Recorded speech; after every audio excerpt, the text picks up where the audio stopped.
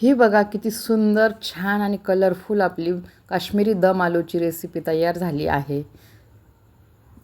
किती सुंदर रंग आला आहे. चला तर आपण आता रेसिपीला सुरुवात करूया. नमस्कार, भारतीय रेसिपी या आपल्या यूट्यूब चॅनलमध्ये आपले सर्वांचे खूप खूप स्वागत आहे. तर आज आपण बनवणार आहोत काश्मीरी दम आलू. त्यासाठी मी घेतले आहे 1 पाव बटाटे उकडून. तुम्ही छोटे बटाटे घेऊ शकता. त्यासाठी आपण 2 मोठे कांदे चिरून घेतले आहे. अद्रक लसूणची मी पेस्ट करून घेणार आहे. कोथिंबीर चिरून घेतली आहे. कसुरी मेथी 1 चमचा आणि दही फेटून घेतलं आहे. मी काश्मीरी 4 ते 5 लाल मिरच्या आणि 8 ते 10 काजू 10 मिनिटासाठी भिजवून घेतले आहे. त्याबरोबरच खडे मसाले 4-5 लवंग, 4-5 मिरी, दालचिनीचा तुकडा, मसाला वेलची, धना पावडर, 1 चमचा जिरं, 1 चमचा सोप घेतली आहे. तर चला तर मग आता आपण हे सगळे मसाले भाजून घेऊ. भाजण्यासाठी आपण हे सगळे खडे मसाले एका कढईत टाकले आहे. मंद गॅसवरती 2 ते 3 मिनिटापर्यंत हे मसाले भाजायचे आहेत. खूप जास्त वेळ भाजवायचे नाही, नाहीतर ते कडू लागतील. मसाले मंद गॅसवरती भाजले की ते मिक्सरच्या भांड्यात काढून दळून घ्यायचे. बारीक पावडर बनवून घ्यायची. हे बघा असे मिक्सरच्या भांड्यात काढून बारीक पावडर सगळ्याची बारीक पावडर करून घ्यायची. ही बघा मी बारीक पावडर करून घेतली. चला तर मग आता भाजीला सुरुवात करूया. त्यासाठी मी 2-3 चमचे तेल टाकणार आहे.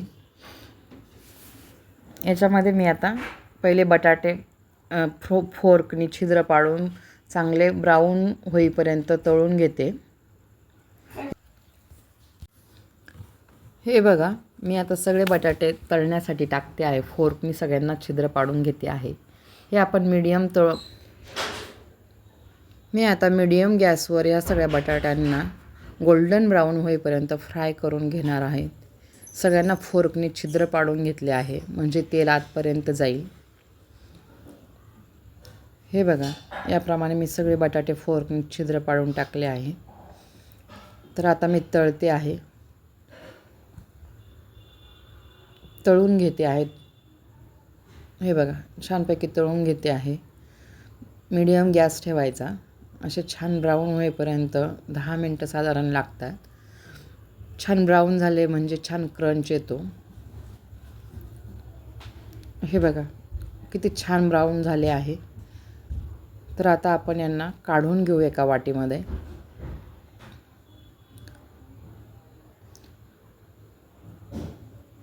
हे बघा मी सगळे बटाटे आता काढून घेतले आहे. आता ज्या वाटीमध्ये आपण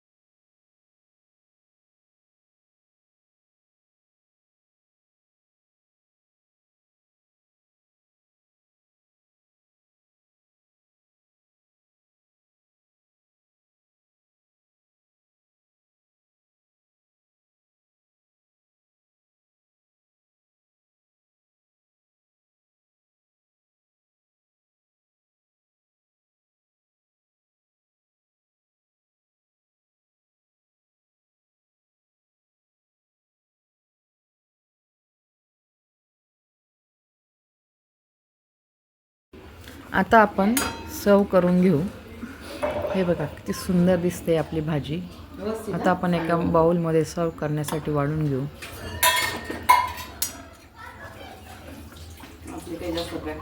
हे बघा सुंदर दिसते, बघूनच खावीशी वाटते भाजी.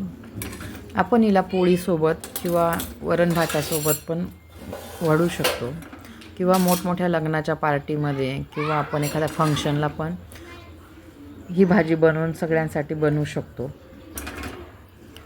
अशा छान छान आणि नवनवीन रेसिपी बघण्यासाठी माझ्या चॅनलला लाईक, शेअर आणि सबस्क्राईब करायला विसरू नका. तुमचा हा सपोर्ट माझ्यासाठी खूप महत्त्वाचा आहे, म्हणून प्लीज सबस्क्राईब करा.